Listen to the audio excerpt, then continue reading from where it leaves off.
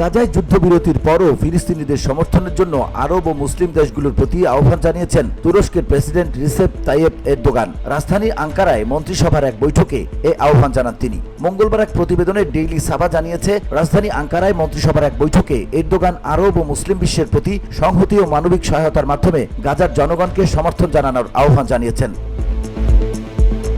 বহুমাত্রিক কূটনৈতিক প্রচেষ্টার মাধ্যমে তুরস্ক সক্রিয়ভাবে যুদ্ধবিরতি চুক্তিতে সহায়তা করেছে উল্লেখ করেন এরদোগান। পাশাপাশি বিশাল চ্যালেঞ্জ সত্ত্বেও ভূমি রক্ষায় ফিলিস্তিনি জনগণের স্থিতিস্থাপকতার জন্য তাদের প্রশংসাও করেছেন তিনি। এরদোগান কারাগারে বন্দী ফিলিস্তিনিদের সঙ্গে ইসরায়েলের অমানবিক আচরণের বিষয়টিও ইঙ্গিত করে বলেন, ইসরায়েল ও ফিলিস্তিনের মধ্যে জিম্মি বিনিময়ের চিত্র দেখে বোঝা যায় কোন পক্ষ মানুষের জীবন ও মর্যাদাকে মূল্য দেয়।